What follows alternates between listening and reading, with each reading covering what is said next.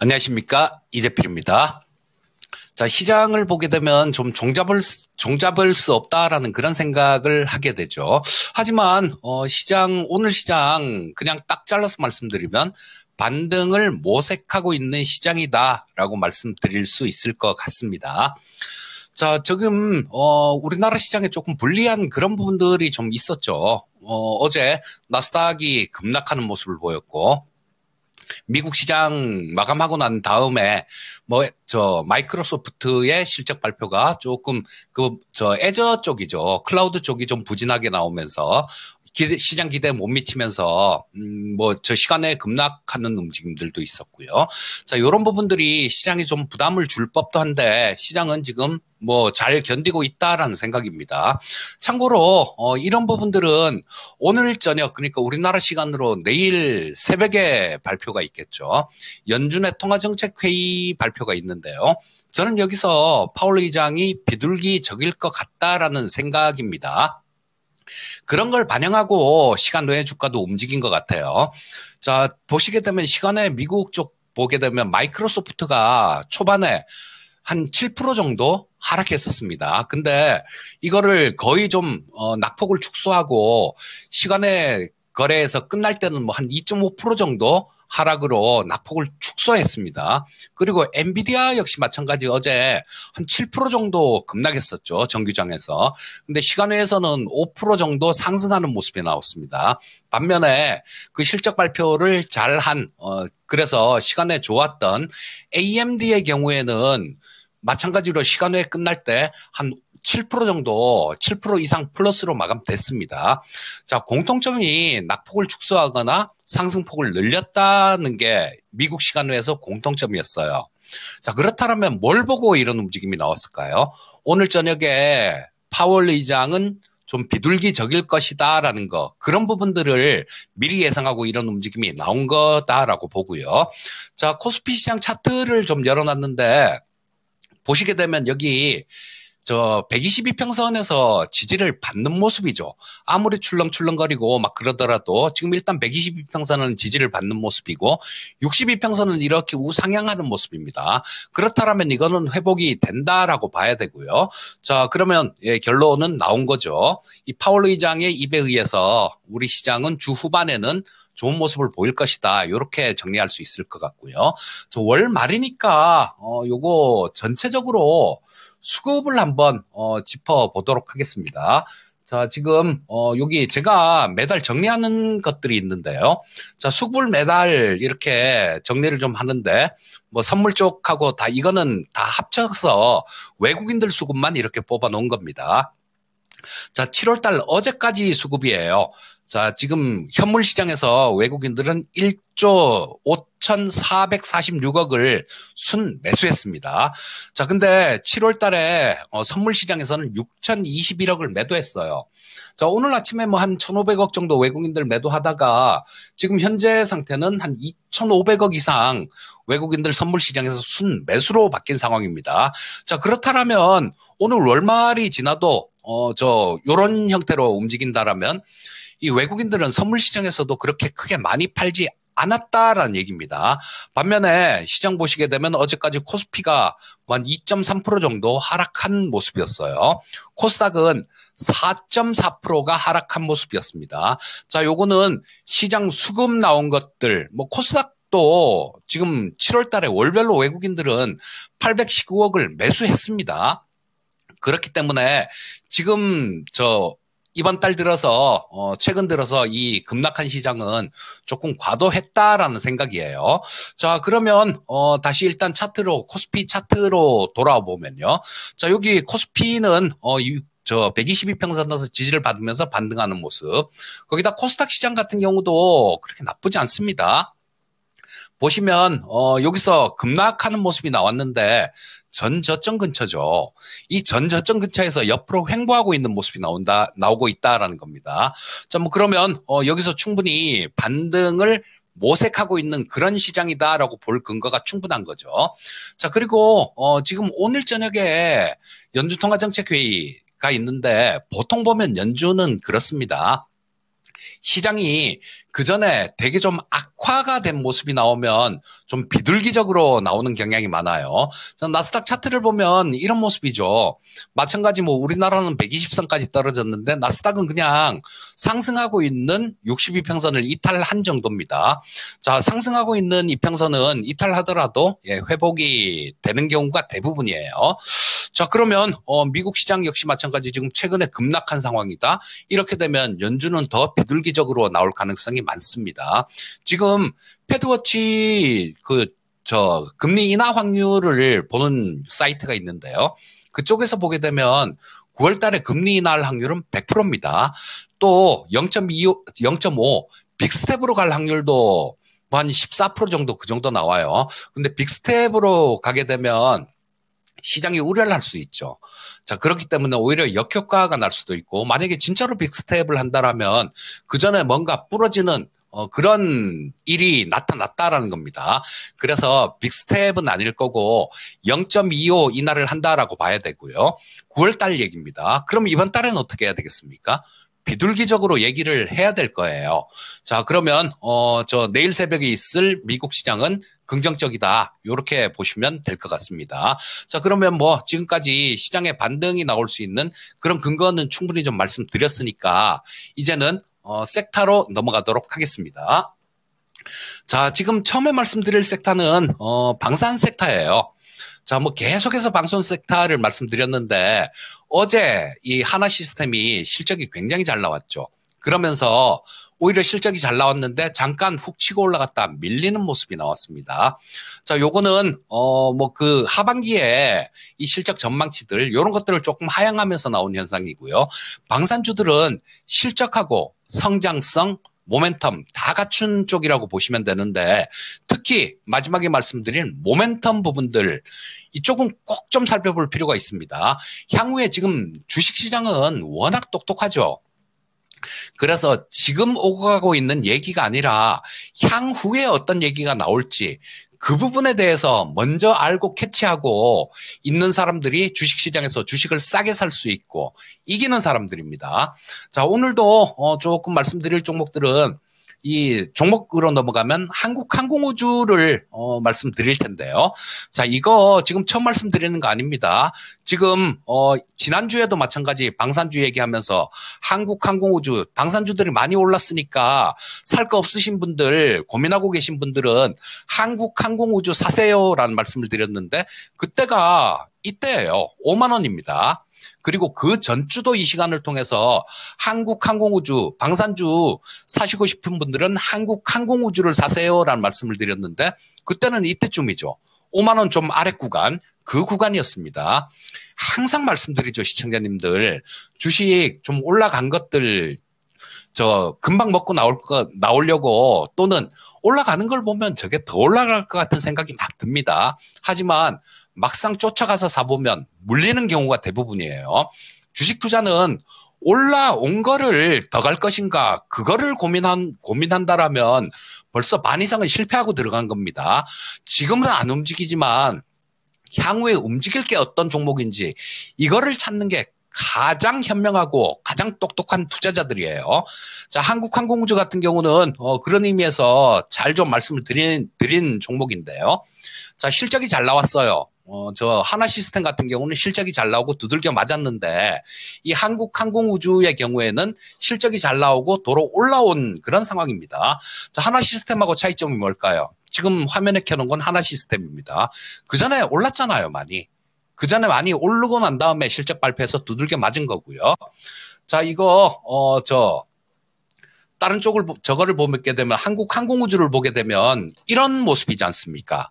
여기 보시게 되면 자, 여기 옆으로 막 기고 그 전에 오히려 주가가 하락한 상태였어요. 그렇기 때문에 강한 슈팅이 나오는 겁니다. 자, 그래서 주식은 비싸게 산다고 금치려 주는 것도 아니고요. 주식은 향후에 올라갈 종목을 싸게 사는 게 가장 현명한 투자법입니다.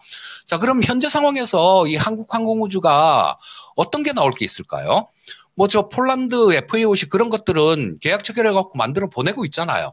그러니까 그런 쪽은 재료로서 역할을 할 수 없다라는 얘기입니다.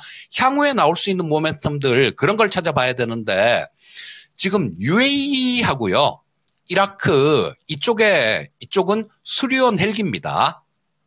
수리온 헬기가 하반기에 뭐 한 1조, 두 개 합치면 한 1조 7천억 정도? 그 정도 규모일 것 같습니다. 그게 얘기가 오고 가고 있어요. 그래서 하반기에 뭐 이런 게 체결 가능성도, 계약 체결 가능성이 또 나올 수도 있습니다. 그리고 거기다가 저 우즈벡 쪽에 또 한 1조 5천억 정도, FA-50, 저 전투기죠. 이 FA-50 저 전투기를 이것도 규모가 한 1조 5천억 정도 될 것 같아요. 이 얘기도 왔다 갔다 하고 있습니다.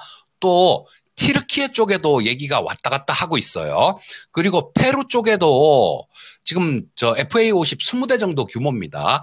자, 이거를 하반기에 계약을 체결할 가능성이 높아 보여요. 자, 그러면 이렇게 미리 알고 파악을 하고 있으면 저 싼 가격에 충분히 매수를 할 수 있는 겁니다. 그리고 대응도 가능하고요. 자, 한국항공우주 지금 뭐 지난주하고 그 전주에 말씀드렸을 때 그때만 샀어도 지금 두 자릿수 수익률은 나 있을 겁니다. 자, 지금 기술적으로는 조금 정고점 근처에 와 있기 때문에요. 일단은 저 매수하신 분들 같은 경우는 그냥 들고 가시면 됩니다. 그냥 들고 가시라고 하반기에 나올 그런 모멘텀들 쭉 말씀드린 거예요.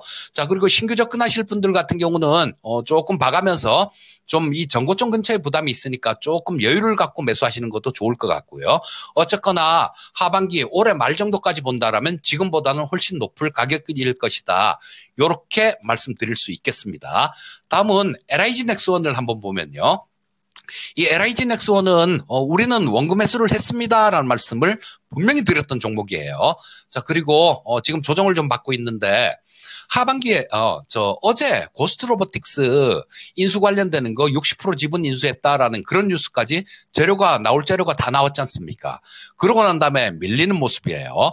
자, 하반기에 남아있는 부분들은 아마 미국 쪽에 비궁이라는 저 대한 미사일이죠. 고속정들 잡는 미사일인데 요거 수출 계약 체결할 가능성이 있습니다. 그러니까 LIG 넥스원 같은 경우는 좀 밀리니까 62평선 근처 정도 뭐 그쯤에서 한번 노려보신다라면 괜찮을 것 같고요. 또 뭐 그걸 만약에 이탈해서 28만 원 아래 구간 정도까지 만약에 밀린다라면 그때는 땡큐 하고 잡으시면 될 것 같습니다. 자, LIG 넥스원까지 말씀드렸고요. 자, 그 다음에는 원전 섹터를 한번 볼게요. 자, 원전 섹터는 오늘 상당히 강하게, 오전장에 상당히 강하게 치고 올라왔죠. 이유는 그겁니다. 뭐 최근 들어서 체코 원전 수주하고 난 다음에 그 가격 조정을 크게 받았다라는 그런 상태에서 정부에서 원전 특별법을 추진한다라는 뉴스가 있었어요. 자, 그것 때문에 오늘 아침에 상당히 강한 모습이었습니다. 하지만 우리 시청자님들께 드리고 싶은 얘기는 그런 얘기를 좀 드리고 싶어요. 정부에서 추진하는 일들, 지금 국회의 협조를 받아야 되는 일들은 그냥 크게 기대하지 마십시오. 자, 원전특별법 같은 경우도 뭐 어떤 지원을 강하게 한다라고 그렇게 정부에서 그런 법안을 추진하겠다라는 얘기를 하는데 지금 정부하고 야당하고 대치 상황이 너무 극한이에요. 지난주만 하더라도 그 최상병 특별법 관련해 갖고 국회에서 통과를 해서 올렸는데 또다시 거부권을 행사를 했습니다. 그리고 아마 지금 오늘 같은 경우는 그 국회에서 반대를 하고 있는 방통위원장 이준숙 위원장이죠. 아마 이거 임명을 강행할 것 같아요. 자, 그러면 야당에서도 정부에서 하는 일을 협조를 안 할 거예요. 그래서 이거 뭐 어떤 협의를 한다 이런 내용은 지금 너무 멀어 보입니다. 그래서 오늘 원전 관련주들이 아침에 좀 올랐다가 밀리는 겁니다. 자, 하지만 이 정부 정책 관련되는 부분들은 시청자님들 참고하시라고 저는 뭐 정치적인 성향은 없습니다. 단지 주식시장하고 많이 관련이 있기 때문에 정치적인 상황을 잘 눈여겨보는 거예요. 자, 원전 쪽 뭐 이런 부분들 때문에 오늘 움직인 거고 하반기에는 모멘텀이 좀 있기는. 폴란드 쪽에 원전 신규 건설하는 거 이런 부분들이 표면화될 수 있고요. 사우디 역시 마찬가지 원전 신규 건설에 대해서 얘기가 나올 수 있습니다. 또 영국 쪽이 원전 쪽에 좀 관심을 많이 갖고 있어요. 자, 그런 부분들 있다 보니까 원전 쪽 같은 경우는 눌러줄 때 좀 관심을 가지시면 좋을 것 같고요. 자, 처음에 한전산업을 말씀드릴 텐데 이게 원전 대장주예요. 자, 원전 쪽을 사고 싶은데 뭐 잘 모르겠다 이러신 분들 같은 경우는 한전산업 조정받을 때 그때 매수하시면 됩니다. 자, 가장 탄력 있게 움직이는 종목이고 역시 시가총액이 그렇게 크지가 않기 때문에 매매하실 때 그렇게 부담감도 없으실 거예요. 자, 원전 쪽 가장 먼저 살펴봐야 될 부분은 한전산업이고 그 이유는 아까 말씀드렸던 유럽 쪽하고 사우디 모멘텀을 보시라는 겁니다. 정부 정책을 보시라는 얘기가 아니에요. 자, 그 다음 말씀드릴 종목은 우진이라는 종목도 좀 말씀드리고 싶은데 자, 원전 쪽들 중소형주들 같은 경우는 대형주들은 실적 나오죠. 두산 에너빌리티도 실적이 나오고 하지만 중소형주들 같은 경우는 실적이 안 나옵니다. 근데 거의 뭐 유일하게 이 우진이라는 종목이 좀 실적이 나오는 종목이죠. 자, 이 우진은 원자로 계측기 전문 업체입니다. 그래서 지금 실적 나오는 거에 비해서 주가 자체도 그렇게 비싸진 않아요. 지금 1,700억 정도 시가총액인 상황인데 뭐 올해 예상되는 영업이익이 한 210억 정도는 예상되고 있으니까요.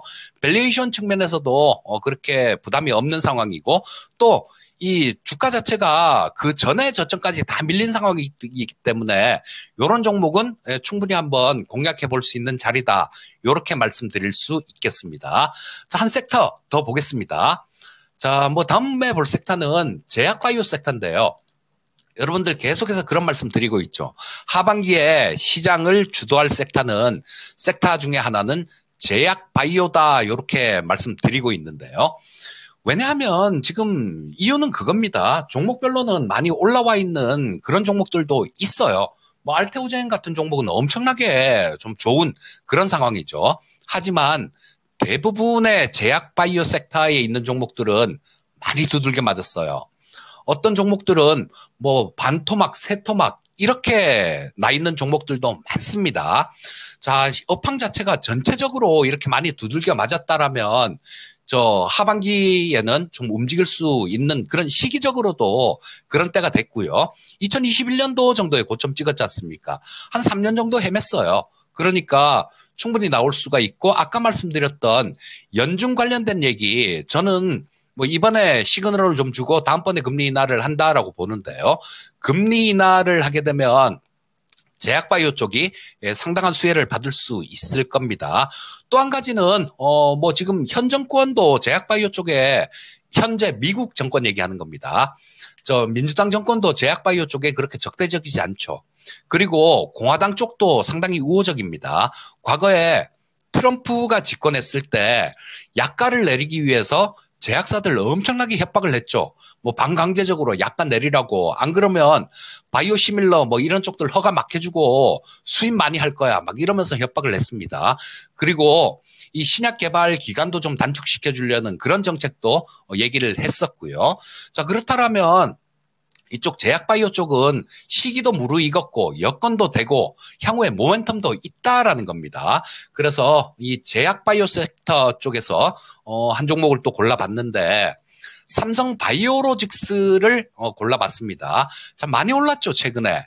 자, 지금 처음 말씀드리는 거 아닙니다, 이 종목. 야인시대에서 70만 원에 추천드려서 이거 지난 월요일 날 2차 목표가 90만 원 드렸던 거 돌파해서 리뷰까지 해드린 종목이에요.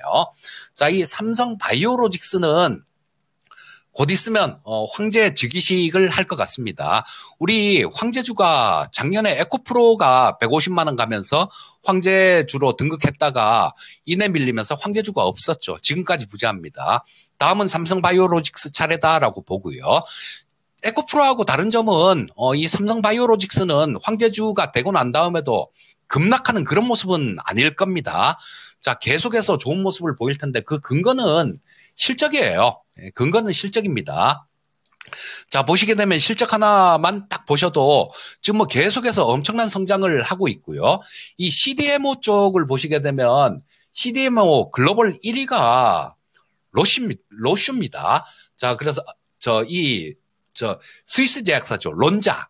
로슈가 아니라 론자죠. 론자인데 이쪽이 한 25.6%로 세계 1위입니다. 그리고 세계 2위는 우시바이오예요. 중국입니다. 이쪽이 12.1% 정도 점유하고 있고 그다음에 세계 3위는 캐터런드라는 미국 회사입니다. 요게 10.1%, 삼성바이오로직스가 9.9% 점유하면서 세계 4위예요. 자, 근데 여기서 미국의 생물보안법이 발동되게 된다라면 우시바이오는 상당히 어려워질 겁니다. 삼성바이오로직스가 그쪽의 물량들을 갖고 올 가능성이 굉장히 높아요. 자, 또 이 CDMO 시장도 굉장히 많이 성장하는 그런 쪽이기 때문에 저 시장도 성장하고 남의 밖으로 또 뺏을 수 있는 종목이다라는 겁니다. 그래서 뭐 100만 원 돌파하고 황제주로 가더라도 계속해서 뭐 급락 가다 보면 조정이 있을 수 있겠죠. 하지만 계속해서 좋은 모습을 보일 수 있다라는 생각이니까 삼성바이오로직스 뭐 갖고 계신 분들 같은 경우는 저 수익률을 극대화하시면 될 것 같습니다. 마무리하겠습니다. 자, 아까 말씀드렸죠. 저는 오늘 저녁에 내일 새벽에 비둘기 파워를 기대합니다. 지금 그동안 비싸서 많이 올라서 못 샀던 종목들이 지금 시장이 급락하면서 가격 메리트 있는 종목들이 굉장히 많아요. 그래서 뭐 저 종목별로 우리 시청자님들께서도 그런 종목들 많이 있으실 테니까 실적이 좋아졌는데 앞으로 좋아질 건데 많이 주가가 빠졌다. 이런 종목은 사서 담으시면 됩니다. 자, 낙폭과대 실적 호전주 쪽으로 관심 가지시면 좋을 것 같습니다. 자, 많은 시청 감사드리고요. 저는 다음에 또 뵙도록 하겠습니다. 감사합니다.